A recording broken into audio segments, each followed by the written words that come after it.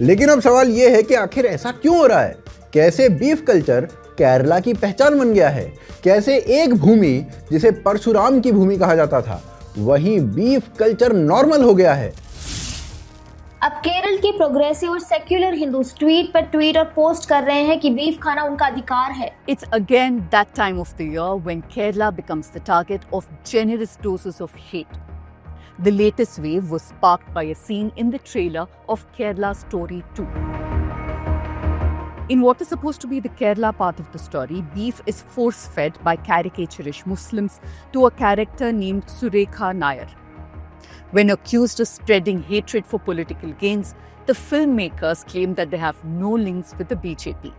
Madhya Pradesh and Rajasthan have had election last year, but we've got stories from those two states. So, and those are also the BJP ruled states, as people say that we are the stooges of BJP.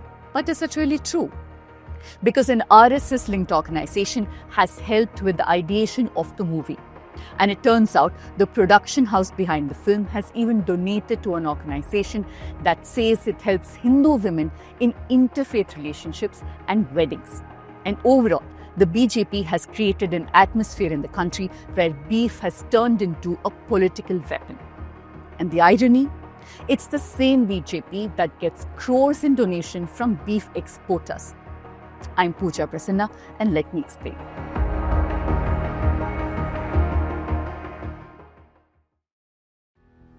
Now, before we go any further, I have to quickly remind you what you're about to watch isn't just commentary.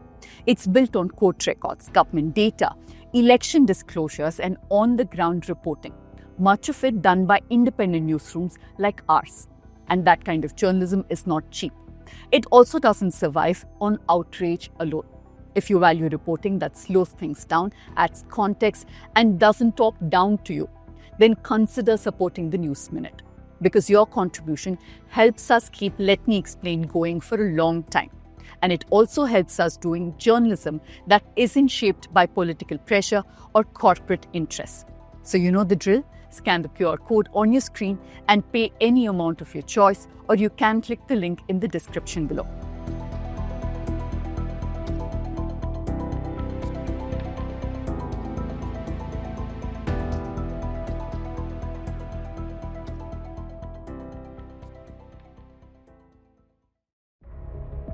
Now let's get back to the story.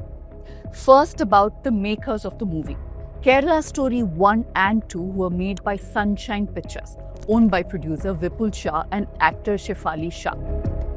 The first film was accused of spreading hate, but it did wonders for business. Sunshine Pictures revenue jumped from 26 crores in 22-23 to 133 crores in 2023 and 103 crores in 2024. It would seem that while hate may be controversial, it's also quite profitable. Now let's talk about the ideology driving the camera. This report on News 18 is an interview with Brij Kishore Katyala, who chairs the board of an organization called Bharatiya Chitra Sadhana, an organization linked with the RSS.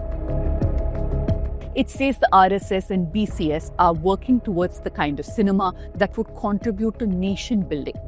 And that in the past few years, this initiative has supported the ideation and creation of films like Samrat Prithviraj, The Kerala Story, Bastar the Naxal Story, and The Kashmir Files. Now remember what producer Vipul Shah said about being called BJP stooges? And those are also the BJP ruled states, as people say that we are the stooges of BJP. Yeah, that line doesn't quite hold anymore. We should also talk about where some of the money goes. Sunshine Pictures donated 1.1 crores as CSR funds to an organization called the Vijnana Bharati Educational and Charitable Society. Now, this society is run by a man named K.R. Manoj, referred to on the website as Acharya K.R. Manoj Ji. This donation isn't surprising, because in 2023, Vipul Shah announced that they would donate money to rehabilitate victims of religious conversion. Manoj Ji, a few years ago, used to run Shiva Shakti Yoga Center in Tripunitara in Kochi. It was shut down after 2 Hindu women went to court saying that they had been kept in captivity and tortured there. My name is Sashida. I was born as a Hindu. When I fell in love with a Muslim man, my family took to an anti-conventional center where they tortured me for 7 months. One former employee went to court saying that women in interfaith marriages were beaten up and they were also kept under sedation. To be clear, there were also women who defended the center, saying that it helped them come out of such relationships. These women appeared at a press meet and made some eye-popping claims that 7,000 people had been radicalized in Kerala and Manojji's institution had reformed them. These numbers were never independently verified, including by us. But as is evident from all of this, there is a clear web here. Hindutva helplines encourage parents or anyone to report interfaith relationships. Places like Shiva Shakti Yoga and Arsha Vidya Samajam make massive unverified claims. Then, an even bigger exaggeration of these numbers becomes a movie, which is ideated by an RSS-linked organization then. It's a study in how this kind of moral panic gets industrialized. Now we'll have to zoom out a bit. How has India become a place where this hate has been completely normalized? Where the people of a state are forced to actually post pictures of eating meat as a symbol of dissent? Part of the answer lies in the law. From the time that India's constitution was drafted, there is no doubt that protecting the cow was important. Many political parties have pandered to this sentiment and introduced cow slaughter bans either fully or with conditions. This includes the Congress too, let's be clear about that. But here's where the BJP's hypocrisy shines. And I'm going to illustrate that using two separate maps. There are only a few states in India now that don't ban cow slaughter. West Bengal, Kerala, Arunachal Pradesh, Meghalaya, Nagaland, Mizoram and Tripura. In Manipur, the ban comes from an old royal resolution. There's no new law. Now notice something. The BJP is in power in Arunachal, currently leads the government in Manipur and is part of the ruling coalition in Nagaland. Before the Nagaland elections in 2017, the BJP promised that there would be no beef ban there like there is in Uttar Pradesh. Manipur CM Biren Singh said the same thing in 2018, no beef ban. So here's the question, why would the BJP not bring the law in these states? Here's where the second map comes in.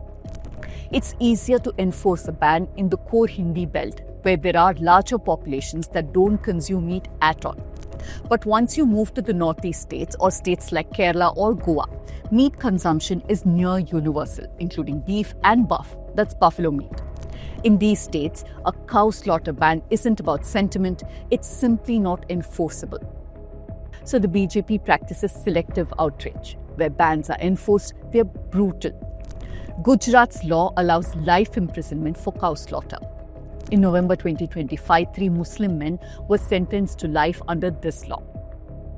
In another case in 2019, a man was accused by his neighbor of stealing a calf, slaughtering it, and serving it at his daughter's wedding.